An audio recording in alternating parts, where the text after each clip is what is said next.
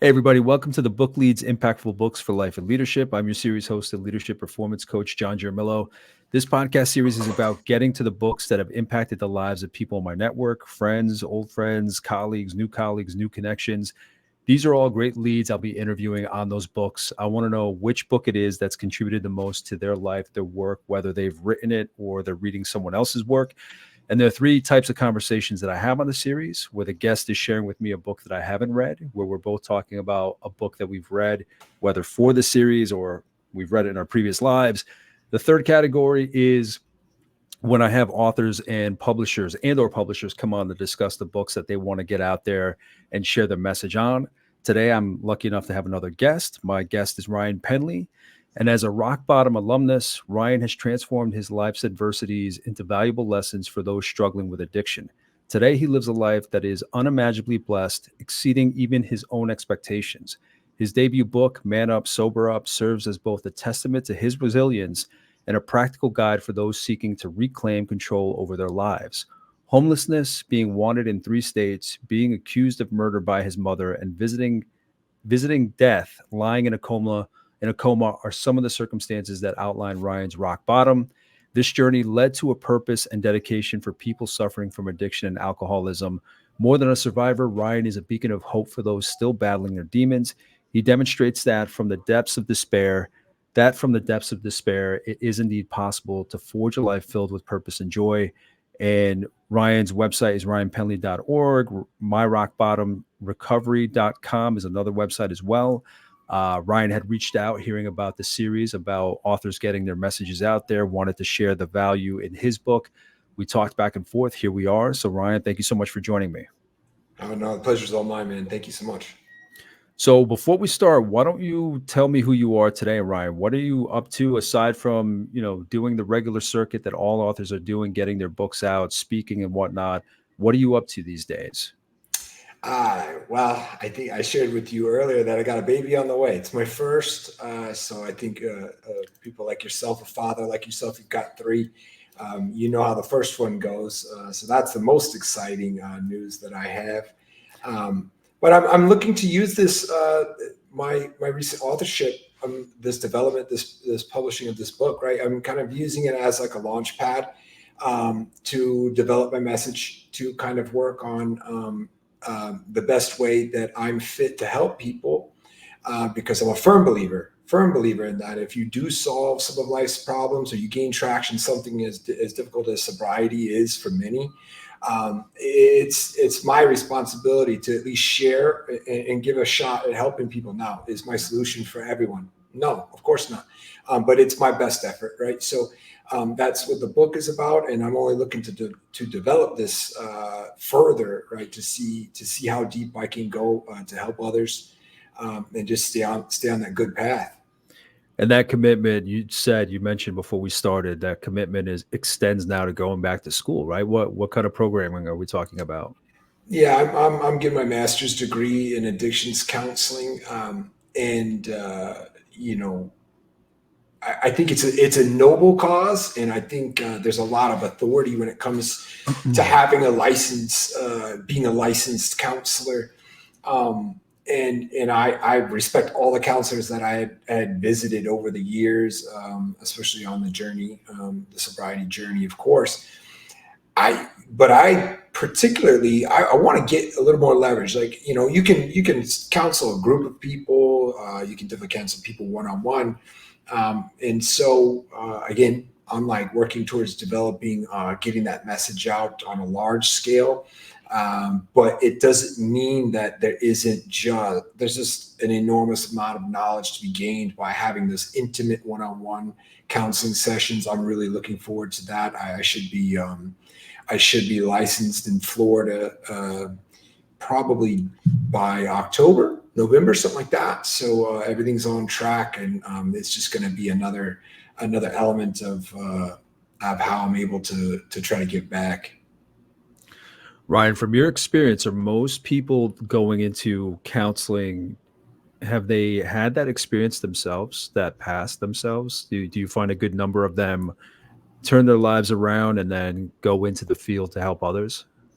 That's As a massively loaded question, because I'm in class and I'm thinking to myself, I can see, you know, and not that there's anything wrong with it. I'm actually quite jealous of people who've never done meth, who've never done heroin. I'm like, yeah, I mean, it's much better to be on that side of it. However, in the particular arena of people dealing and communicating, I think it gives me an advantage. Now, your question is, like what ratio does that where does it fall under, right? Like how many of these people? There is plenty, right? Like there is plenty, and it's very clear.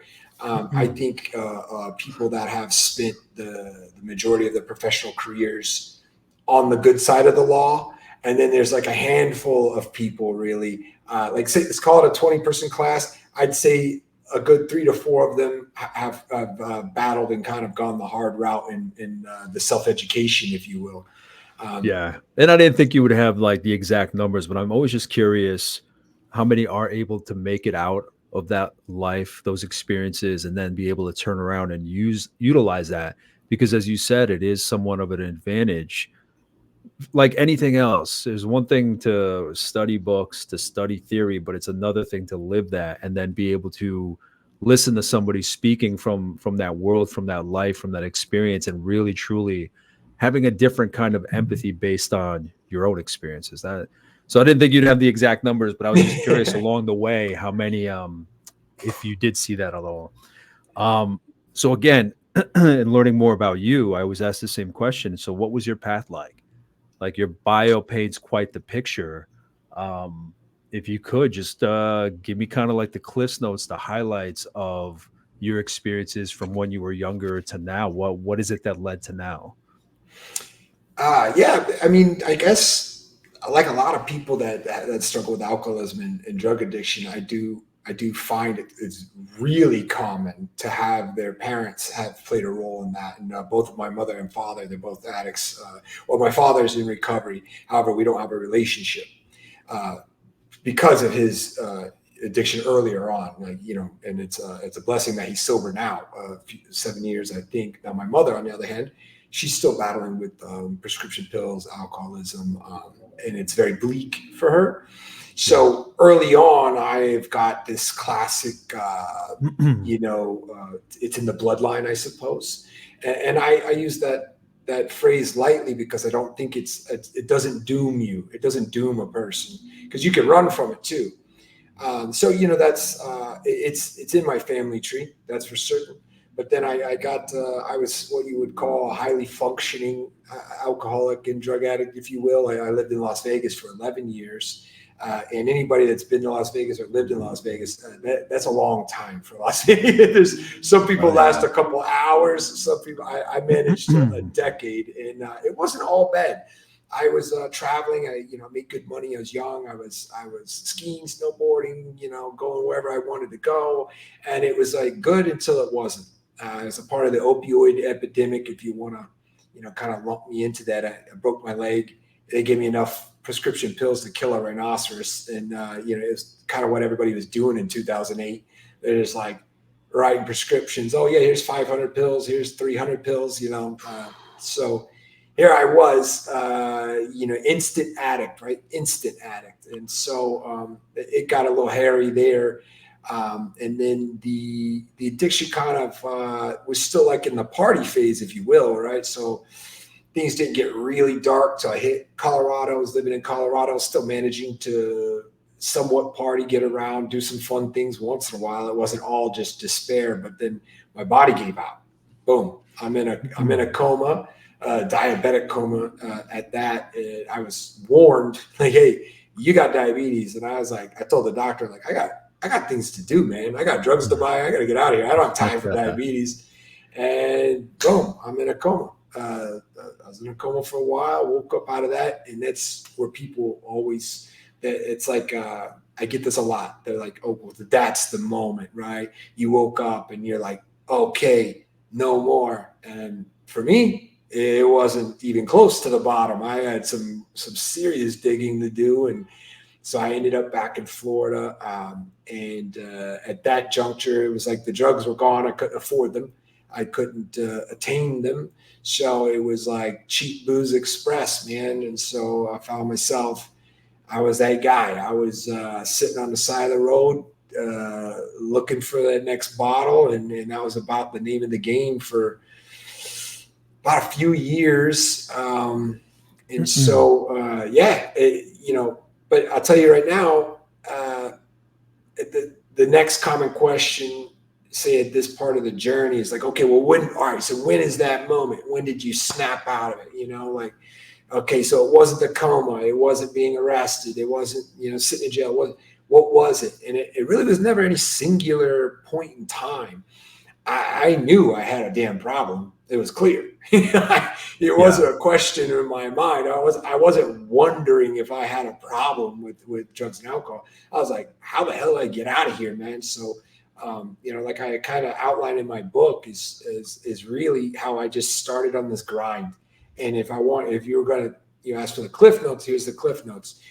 I started with tiny wins, man, tiny wins. And I escalated that win into a much slightly bigger win, but then it was a bunch of those, man, really tiny wins over and over and over again. And that was, but even if it's not like a quick turnaround, Ryan, like even if it's not a singular moment, was there anything though that where you knew it was happening, but there was something that happened that really kind of shifted the way that you were moving?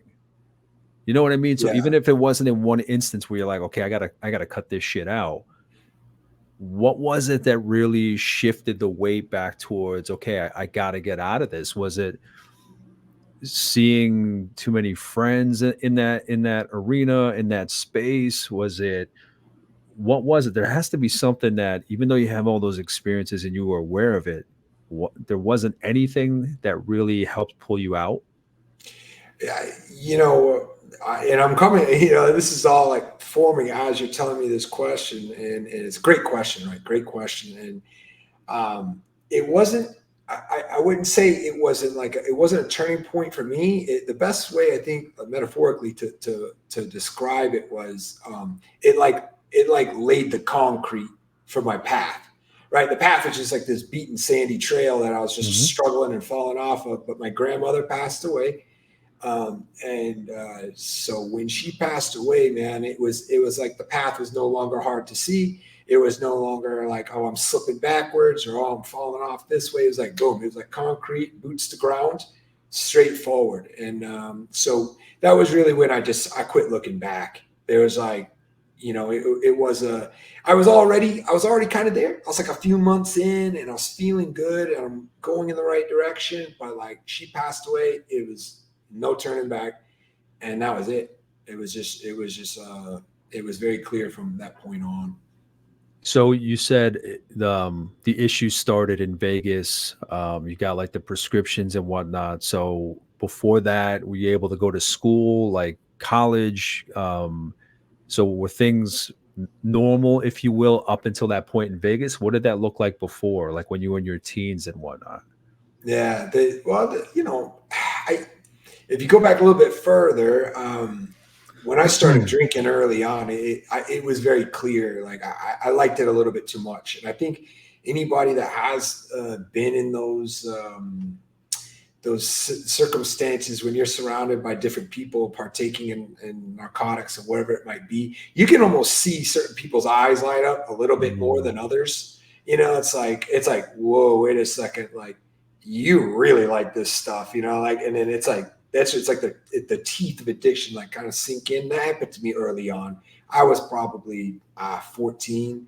And I was like, oh, this is what I'm going to do. And then, I carried that path. I was a bartender in Las Vegas. So if you were to carry a party path to call it the pinnacle, there I was. I was in the epicenter of the party capital of the world. And I was the one slinging drinks on the strip. And so like, if you call it out of all places to be, it's like Vegas bartending. Yeah. So when in going through your bio, when it says being wanted in 3 states, being accused of murder by the mother, I mean, what happened with the wanted in 3 states? That was just what happened there. Yeah, forgive me because I blast through these. No, no, not at all. I mean, if I'm asking too much, also let me know. I'm Oh, just curious as hell.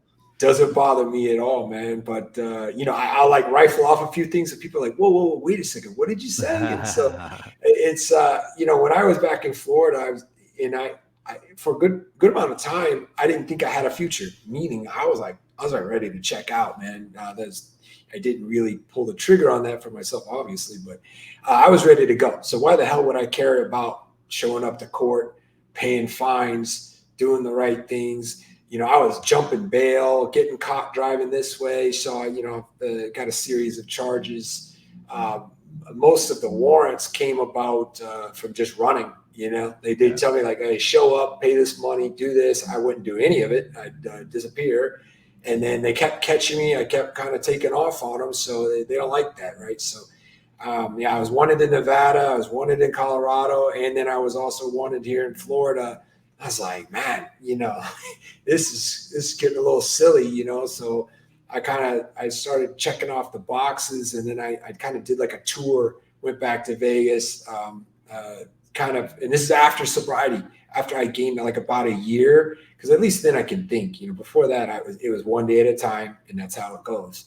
So once I started getting some space, I was like, all right, let me start getting to work on some stuff. And so I went to Vegas, went to court, did my thing, turned myself in Colorado. But you had mentioned like my mom and what happened there, and it was incredibly unfortunate. I'd mentioned that she still uses, she still drinks, and her and I together, bad news, right? Bad news. And so we got into an altercation. Several drugs and alcohol were involved. And the scary part, or the worst part for me, is that so I'm arrested, I'm sitting in jail. I'm not really clear on why I'm there. I'm just there. And I'm kind of thinking, oh, they're going to get me out of here. I was drunk. They're going to get me out, and then there's like some time went by. I'm like, in there like a month. I'm like, wait a second. Like, No one's coming for me. like, wait, something's going on. A month. Yeah. I read this paper my mom wrote, that I tried to cut her head off. And I thought, now, okay, not to take that lightly, but my mom was also accused.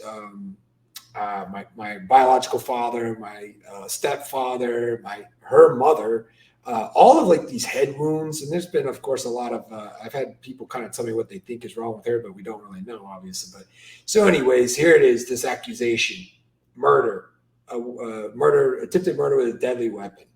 And I'm like, well, that's why I'm in here. And then I sat in there for a little bit, ended up getting out, and that was a good. You'd think, okay, well then that's a good turning point. I still slipped up after that as far as using and drinking and stuff, but I was like, I just got to dig my heels in here, and it didn't really take off. The sobriety didn't really take off from that part, but it was definitely a moment where I'm thinking, this is bad news, and I didn't have a way to defend myself. I didn't. I was looking at the police cameras. They were showing me the cameras of them showing up there. And honestly, I didn't look all that bad. But I didn't remember a damn thing. So it's like I'm looking at the camera for the first time, and it's hitting my memory for the first time. And I'm like, and honestly, I was like speaking, communicating with them. I didn't appear to be a threat, but somebody had to go, and we got into a tussle. Don't remember that either. So, anyways, looking back, it's like, okay, I didn't try to cut her head off. Who knows though? Maybe I said it. So, nonetheless, I'm responsible. It's my, I am guilty, not maybe of trying to murder my mother, but I'm definitely guilty, right? Because I couldn't defend myself. I was in no state to make any decisions, especially staying out of that circumstance. So, looking back, it was very unfortunate, and we don't have a relationship to this day. And sometimes I wonder what would happen if she called and said, "Hey, you know what? It's time for me to get clean." And I've gone through that in my head, but it seems pretty far off. But hey, I still pray for it. Right. I always ask this question just because I'm curious. The leaders, the professionals, the authors that I speak to, I'm always curious how they reconcile their childhood to where they are now. How do you reconcile that? And you've given obviously a picture of of why things worked out the way they might have worked out, family history and whatnot. But what are your thoughts on that based on who you were as a kid versus now? What are your thoughts on that path, that journey, that growth, that development? Well, I lean towards positive motion. So I think the past is meant to teach lessons to reference. However, dwelling and don't get me wrong. I know everybody's path to healing and getting to a level of peace in their own hearts. It's all different. Mine personally, I use my history. I use it almost as a almost like it's just like this blueprint of how not to be. And it's kind of sad because going back to my mother, it's like, man, I couldn't imagine being in anybody else's shoes worse than my mother's, hands down. So I have something to maybe this is not the best way to describe it, run away from. I'm like, man, Mm. I know what I know what I don't want to be. I don't want to be her. And that's very sad. And there's going to be times in my future that I know I'll have to probably wrestle with these feelings. However, for the sake of me getting better, I used it as a marker to get the hell away from. And so I just moved in the direction away from what I knew I didn't want to be. And so, I do believe that, I love the phrase that without a test, there is no testimony.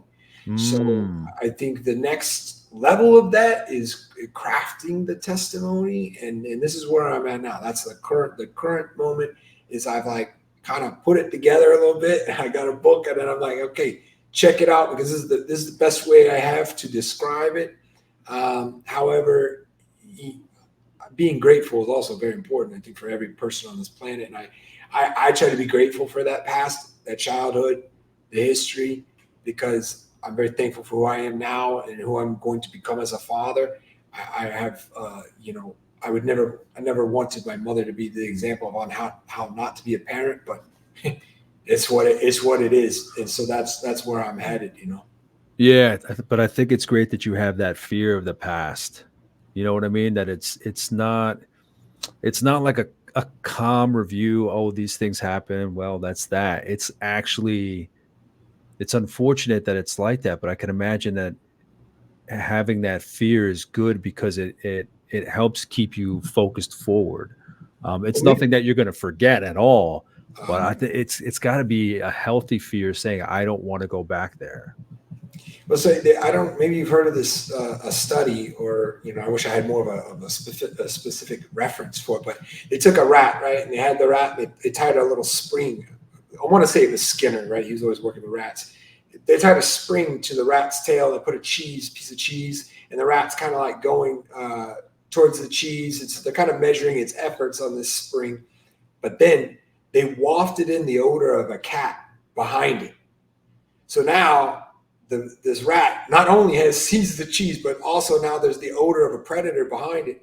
And now the rat is running away from something and moving towards something else. And now it's compounded.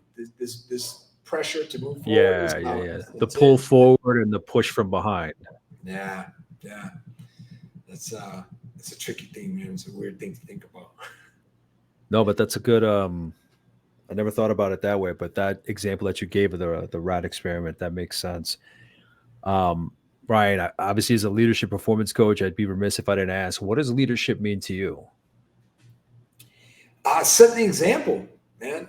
Yeah, I think that every person from like just say a manager when I was a kid working in the restaurant, or a leader on a team, sports team.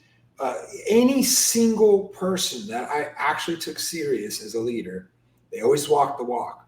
They didn't Hmm. have to have walked the same walk that I had. Yeah. It's just that level of I think it's like significant authority really comes genuinely from them also doing what they're telling you. It's like you go in. It's like it's like taking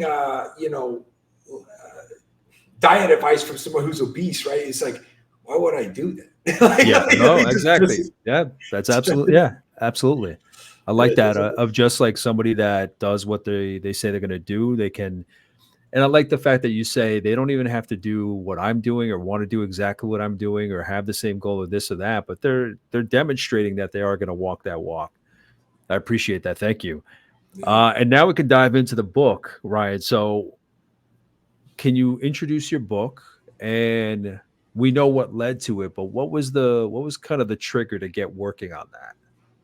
Yeah, well, I get a almost a little blurred out there, but yeah, there Absolutely. it is. And so, yeah, I'll tell you right now, it was. I And was wait, before you say anything, the full title is Man Up, Sober Up, 8 Powerful Steps to Reclaim Respect, Conquer uh, Isolation, and Thrive in Recovery. yep, that Great is title. thank you, sir. I appreciate that. Absolutely. I had a conversation with a guy in my attempts to figure out like how I'm gonna help people, and I didn't realize I was on a sales call. I thought like I didn't know exactly what the purpose was, but this gentleman, he was trying to sell me clearly, and so here we are. Ended up on this call. I am not a qualified lead for him, and we figured this out pretty quickly. So like you realized okay, like I don't have anything going here, but he was a pretty good person. And so he just kind of left me with some wisdom, and he said, "Listen, man, if you want to help people, figure out something to sell. You don't have anything to sell. You've got the story, but nobody can really pay you for that." And he's like, "Yeah, there's a few ways to make money, but if you really want to figure this out, help a lot of people, you got to have something to sell them, man." And he's like, "And don't feel greedy about it. It's just how you perpetuate your efforts or perpetuate your mission." And I thought to myself, like, wow, that's pretty good, like, and then I was like, well, I'll create this book. I'll create this book. And, I like books because one is like built-in authority, right? It takes effort. It's not easy to do. Two, they are like, I guess, the more noble product that exists out there, right? Like you can't really price gouge people on a book. They're all the same damn price. Yeah. So like people could hardly accuse you of like, oh, like you're just out here trying to make money off me. It's like, hey man, I did like a lot of work and it's only like 12 Yeah, bucks. like it's not snake oil, it's not some shady workshop that nothing's gonna come out of. Yeah, Yeah, it's pretty straightforward. for sure. Well, it's something that I'm proud of, and I'm glad I made I organized my thoughts long enough to get it on the paper. So did he bring up that you should write a book before the end of that call, or you just got to thinking after the call and then just came to the conclusion of capturing your ideas, your experiences in a book? John, you're the man because I skipped over that part, right? So yeah, you're right. No worries. I cut you off before. I know. I hung up. I hung up. Yeah, he did not say write a book. He did not tell me that. I got off the phone with him, and then I started thinking, man, this book thing, it's an idea, but I was still kind of scared and timid. And then I got involved with selfpublishingschool.com, Chandler Bolt's program. He also has his own book, fantastic book and great program. But, I got involved with those guys, and it made it a little bit easier to expedite the process. I would have gotten there, but Yeah. they kind of made it to where I could shrink that timeline, kind of shave off some learning curve, just so it was conducive for getting the thing done. So how did you structure the book, Ryan? How did you lay it out for people? What's that path from start to finish? Even just in the concepts of the chapters or how you structure it, what is that path you lay out for the reader? I took a bit of time on this, exactly what you had mentioned, on how I wanted to develop the flow, if you will. And so the way I have it is like these stories, there's 8 steps in there. And each step or section starts with a story, almost all rock bottom tales, and about how I was in kind of this depth of my life, in order to, one, entertain, two, share some stories that might resonate with people that are struggling, and then immediately after that, formulate the problem, kind of expand on it in detail, and then end each step with actions. Like almost every one of them is cost free, and you can start immediately. I wanted that to be a high priority. Like it's not, I've distilled a good amount of wisdom from other people. I've got some thoughts of my own, and then it's like, okay, if you want to capitalize on this, here's what you do. And if you start here, then you're doing well. And so each step is just a step to kind of develop the principles or whatever the subject matter is of each step, right? So, and they go over honesty with yourself, clarity, and how to develop that, goal setting, a relationship with time, a relationship with failure. It goes through them all pretty organized. Yeah, if you could, I'm just because I'm curious. Obviously, the extent of your experience, all the time that you spent having those experiences, having those challenges, those obstacles in your life. If you could, usually I have the person just kind of give a couple of the titles of the chapters, but what are from start to finish, what are the chapters? Because I'm curious what kind of path that is, what that really looks like, how you might lay it out for somebody. Well, maybe I'll try and shorten it up a little bit. Because I think I've gone through this a few times, and I don't want to get bogged down here. The cliche of admitting you're a problem, admitting that you have a problem is like the first step. There's a reason why cliches exist. It's because there's a lot of truth in them, and so I start there. Okay. I start there, and I start with some simple ways to kind of increase clarity. I wanted it to be applicable for people at varying levels. Like maybe you're the guy who just has too many beers on the weekends, but the rest of the week you're still earning for the family and all that. But then also the junkie who just can't stop spinning the check, and it's like it's in the bank in and out. So I wanted it to be applicable for everybody. So there's room to start with the observation of yourself for everyone, and I keep it real simple. I keep it real simple by just applying a little bit of space between yourself and your life. And you can go about this in different ways, but I think the most and easiest way to do it is just to write things down. Not in depth. I mean, hell, you could start with just one line once a day. I mean, depending on where you're able. I mean, of course, I think in time that will develop into further journaling and writing and kind of developing these thoughts and these observations of yourself. But that alone, if you could just and you structure it however you wish, like maybe you could just write down one lie that you told during the day, no matter how big or small. Maybe you can't handle going at your big lies, so you start with the small ones. But then, after you started gaining a little bit of clarity in that respect, and you can do that even if you're still in the trenches of using, you really can. You can gain just a little bit. That's all you need, right? Because it'll grow. And speaking of growing, we go into the breadth of probably steps 2, 3, and 4. So it's starting somewhere, right? And I believe wholeheartedly in iterations, meaning it's not going to get done until you humble yourself to a meager beginning. And when you first start, it's not going to be something that you start bragging to people. And I tell people this a lot. And actually, I don't even believe I wrote this story down in the book. I'm pretty sure I did. But I started with 15 minutes. 15 minutes was all I could handle to not drink. And I failed. I couldn't tell you how many times I failed. I would bring alcohol to my job. And I'd say, okay, it's noon. I'm not going to drink any alcohol at my job because I've already been drinking. I can't drink until 1 o'clock or something. I'd fail. I'd be in there half of that amount of time drinking on the job, wherever it might be. Or if say I'm at home and I give myself 15 minutes, I'm not going to touch the bottle, 15 minutes, not going to do it. I'd fail in there 10 minutes. So here, the moral of that, right, is that there's not a lot of glory in the start. It's not something you brag about.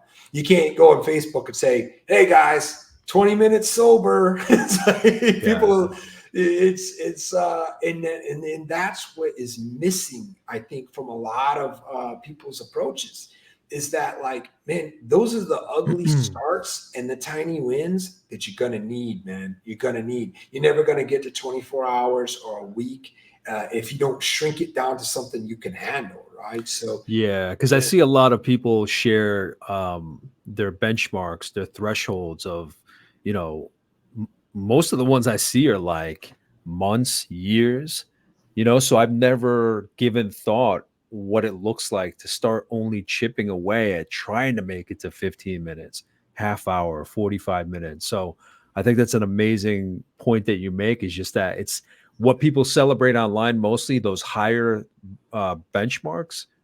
It takes so long, it takes so much effort to get there, that it really is those small steps. And I think it's important because aside from alcoholism, addiction, anything like that, I think in general we're just bad about celebrating little wins.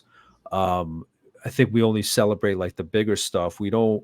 So there may be somebody that makes it to 15 minutes, and maybe they don't have the self-respect for themselves to give themselves credit for that. They may see, okay, I made it to 15 minutes, but I'm a failure. So they need to hear that, hey, every little threshold, every little benchmark counts. and that it gets tricky too, because if what we see is only the big ones, then it's like you think that that's the only thing worth telling or worth Yeah. celebrating. And again, like I had said, like people aren't gonna like be shouting from the rooftops, but if you get around like-minded people moving in the same direction, they'll get it. Like I understand what it takes for some people to make that happen, and it's a lot. It's a lot to make something, and it's all relevant to where we are. It's all relevant to Yeah. where we are. And so, I really, that's the goal setting part of the book. Where it takes up the brunt of the center of the book, and then I start working on higher level thinking towards the latter part. And then this is kind of after you've kind of gained a certain amount of clarity and you've got a little bit of breathing room, you can kind of stand back and say, okay, I saw where I was. I got a tiny bit of success. So wherever that might be for a particular person, you start working on specific, some of the specifically hard things for myself was time. As an addict, my window of time or consideration was 4 hours. Why is that? I only slept 4 hours. Everything was 4 hours. And this went on years, a couple of years after I got sober.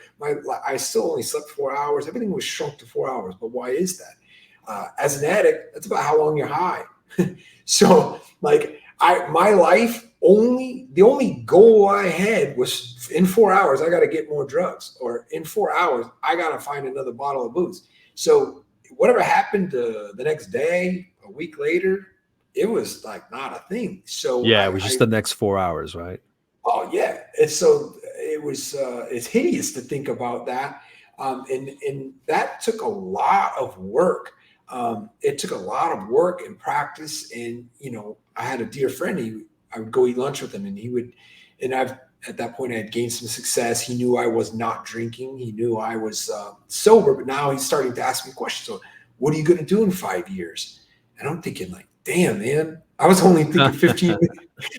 I'm thinking 15 minutes at a time, Yeah. brother. I'm like, wait, 5 years. I'm like, it was Yeah, that's nearly, not quite the conversation where I would see the question, so where do you see yourself in 5 years come up?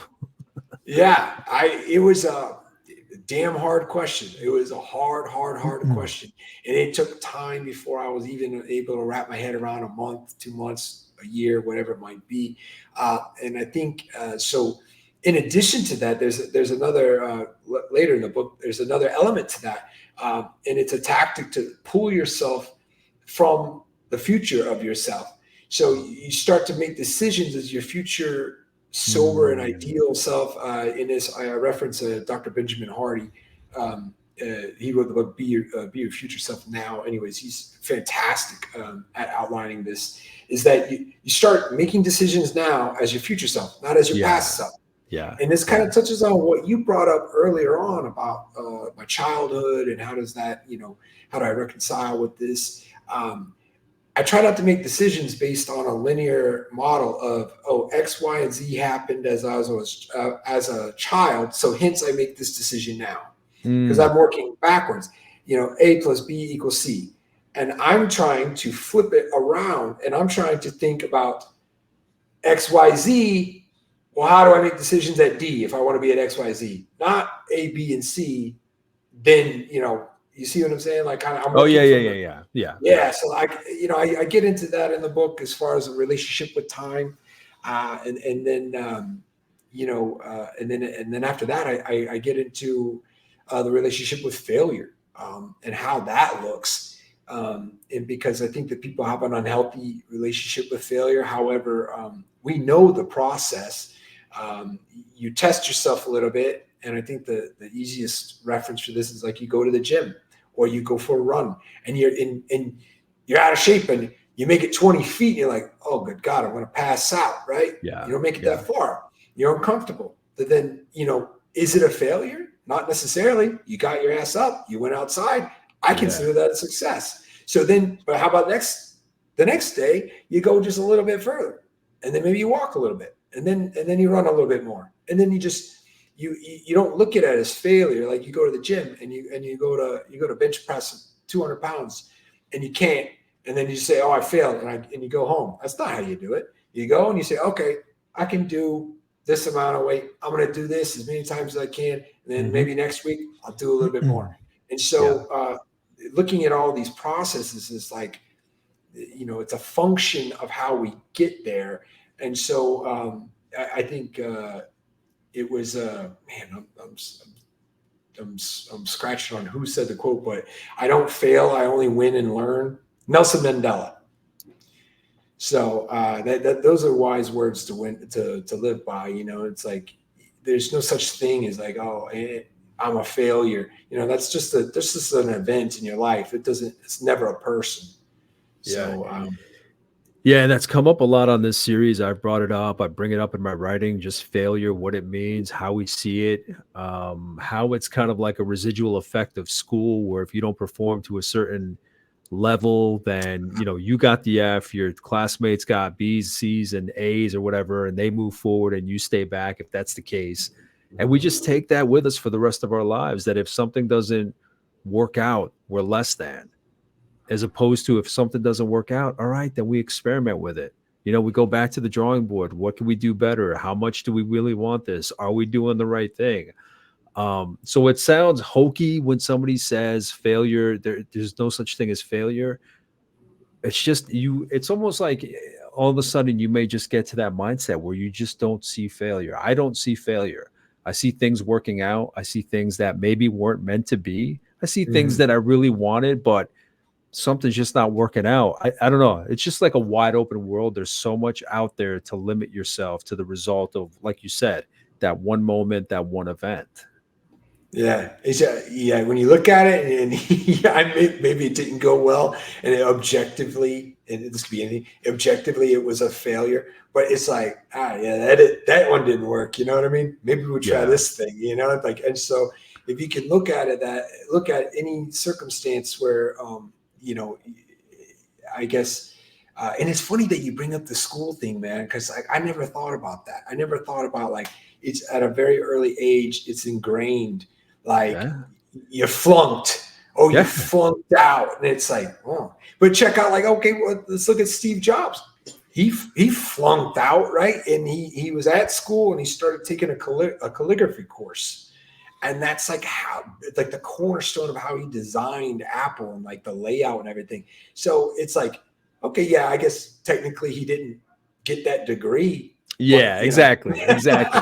But just the word failure to me, I'm not one to say don't use that word because it's kind of, I don't like, that's the one word where I'm like, don't use that word because it just doesn't make sense. Something didn't work out. You're not a failure. A failure to me, even somebody that doesn't get up and do it is not a failure. It's just somebody that doesn't have motivation, ambition, goals, whatever the case may be. But that's the one word where I'm like, oh, we shouldn't use that word because it holds so many people back. That fear of looking like you failed, like that somebody may look at you as a failure. It's like, okay, but you tried something. And it didn't work. I mean, what's the only wrong thing is if somebody labels you or looks at you as a failure. How can somebody fault you for trying something? So it's a powerful lesson. I hope that's one that my kids learn first and foremost, that it may sting, but don't leave any kind of title somebody can put on you to other people when something doesn't work out for you. It's I love that you include that in there because I think it's very powerful.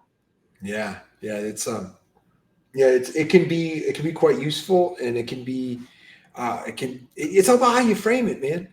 Like, Mm, people like, and I do feel bad, like, you know, when you hear these stories and people, they have now attributed themselves to being a failure. I mean, there's nothing. I mean, it's pretty sad, and I feel for those people. I'm like, man, if you only knew, like, you could turn that around. You could. yeah. That's your advantage. You don't even know, but now it's like you're just carrying it like weight. It's very unfortunate. And I mean, that's why we try to put this out there. This series, this episode, this conversation is just so people can hear certain words, hear certain experiences, hear vulnerabilities that I have, you have about the way we look at life, how we try to get by it. We don't have it completely right, but That's true. we keep trying. You know what I mean? This series, my work is never because I've gotten it right and I think everybody should do it the way. It's absolutely not. It's just curiosity. It's learning about people like you, different people across, whether they're an author or not, their backgrounds, their experiences, their stories. So I think as long as people hear these kind of conversations, they can improve that relationship with failure. They're a product of their environment, the way that they grew up. It's not going to be easy to undo that programming, but at the very least, we can kind of guide them in the right direction of how to think about themselves. But Ryan, I'm curious, in writing this book, was there any part of it that was not difficult, but maybe harder to write, a deeper introspection to reach to write? Was there any part of writing it that really stood out as a bit difficult or a bit harder to write or just heavier, whether it's a chapter, whether it's an area, whether it was a lesson that you were including? Without a doubt, and I know my brain goes right to it, is reconnecting with people that I hurt, or I had kind of lost touch with. And um, it was I had to make a decision.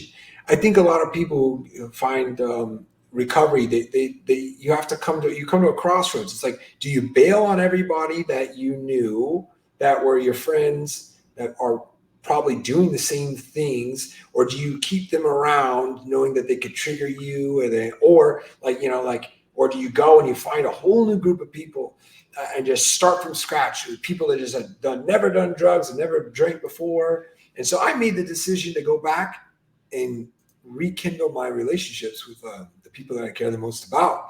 Now, most of them still drink. I mean, they almost all still drink, but like, some more healthy than others. But I made a decision. I didn't want new friends.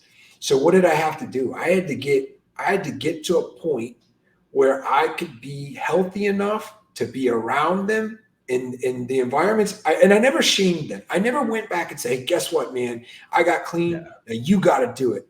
It's their journey. Now I'm here if they got questions, Yeah. 100%. But like, I'm not. I didn't go on a judge train and start telling everybody what to do. But I did get healthy enough, and it was. I went back to Vegas, and I remember I went to the house, and a friend of mine, he was a drug dealer.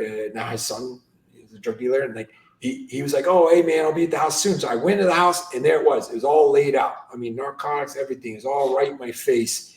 And I thought, here it is. It's the moment of truth. There's nothing stopping me. In fact, I'm being invited. Here you go.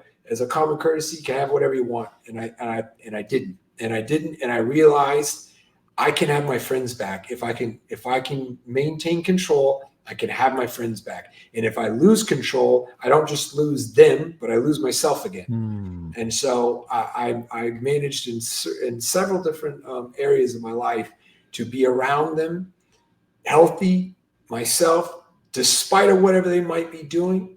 It was okay. And I didn't shame them or make them feel bad. I just was there. And I think it took a lot of time because they didn't believe me. Of course, me just telling them, hey, I'm sober, guys, it wasn't enough. I had to show up, spend time with them. And then once I did that, man, it's such a glorious, obviously it took a little time, but it was such a glorious direction of my life to have all those beautiful people Mm. back inside of my circle, and they trust me and I trust them, and it's doesn't have much to do with their choices. It just I had to get there, and so in the book I really outline how I kind of really made it a strong effort to get them back, and I got pretty much everybody back. Ryan, when it comes to the book, what did it do for you? How did it change you writing this book? Obviously, a very heavy book based on your experience in your life, but what changed in you? Obviously, everything that's in there came from you, but was there something maybe about seeing it all laid out in one place, maybe reading through it, maybe writing certain areas? Where something changed in you in the way that you looked at it or a new appreciation for it? Anything that changed in you from writing this book? The entire process was so therapeutic, and so it felt like it was meant to be, and so I mean I think everybody should write a book, man. Like I think I've been kind of doing that, like Mhm. just like out of excitement. I haven't been doing it because like I not to put pressure on anybody, but I just keep telling people like you should do it. You should write a book, and like they'll tell me one story about the girl cutting my hair. I'm like, you got to write a book. You got to do it. You know, it's like the process is so. I mean, don't get me wrong, it takes balls, right? You're telling Mm. everybody your stuff. You're telling everybody your stuff. So you've got to overcome that. And that alone is a marker of courage. And so you couple that with something that's hard to do because it's hard to really get that all organized and go through the Yeah. process. And so you couple, attaining courage, developing courage, and then doing a hard task, and then telling people about it. Man, I would challenge anybody not to come out feeling like 10 times the person that they were before, and for whatever reason, call it fiction. You just wanted to tell a story. Mm. That's cool. Like me, it's all personal because it's my stories. But like, I could say that once I was finished, man, I was like, this is a big deal. This is a big deal, and so, um, and I strongly suggest it to everybody. So, Yeah, it's got to be huge, whether it's fiction, nonfiction, whether it's a memoir, whatever, any mixture of all those. Just getting everything out onto the page, looking back at things that, because we're usually coasting through life, going, one direction. We remember stuff from the past, but to go back and really study it and break it down and put it in such a phrasing for people to take in. Yeah, it's got to be a hell of an experience. yeah, yeah, it has been, man. I'm And very I mean, blessed. speaking of writing, this one came out what, December 2023?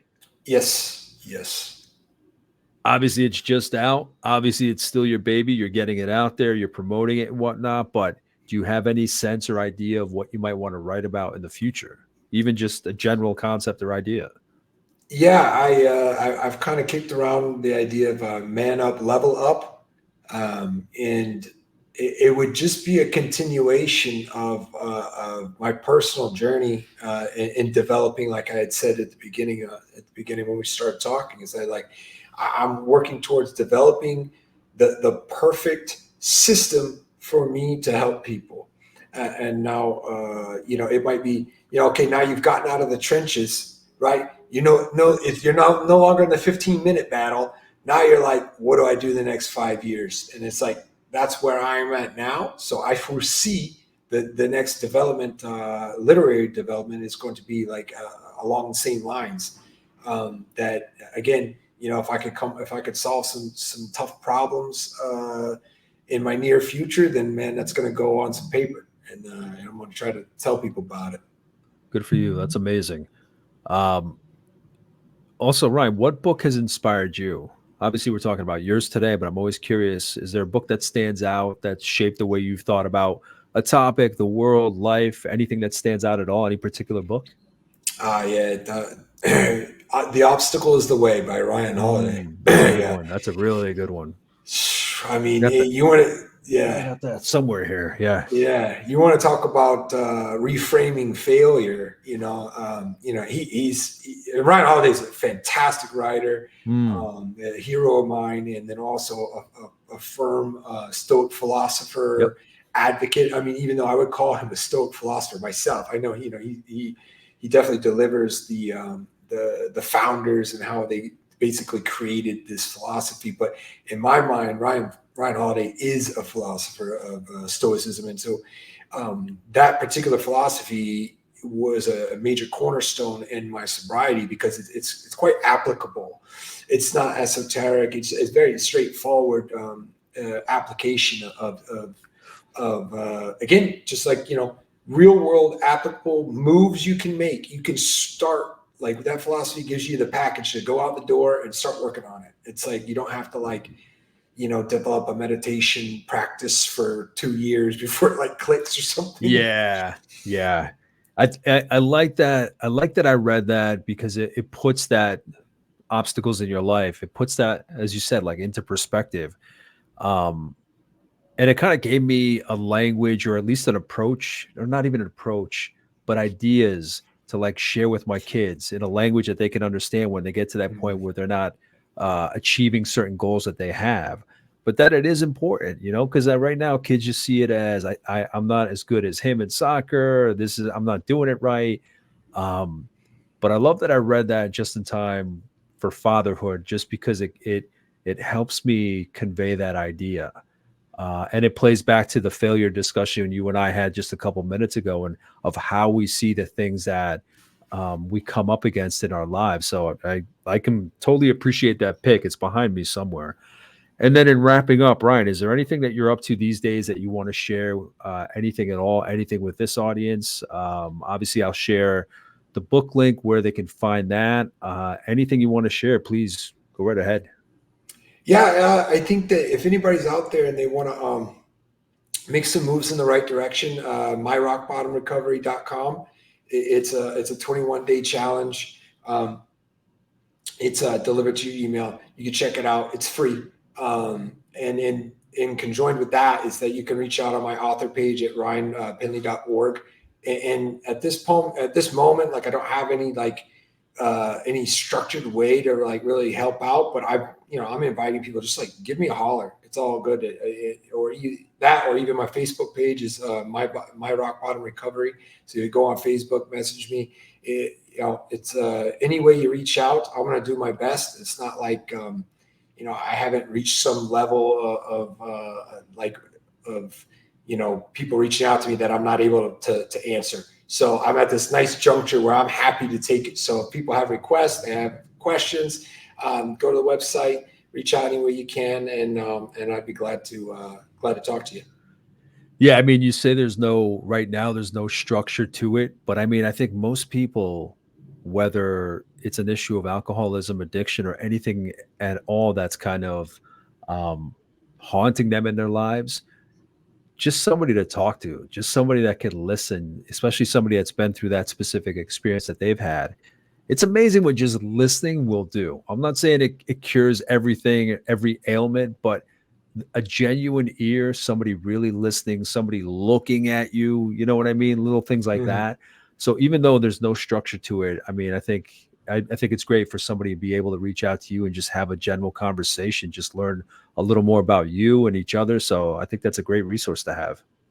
Yeah, and I think a lot of people don't believe it. Like I've had people reach out on Facebook, and they're like, how much do you cost, or where's your facility? And I'm like, no, check it out. I'm just a guy. I don't. All that will come in time, but for now, you got me for free.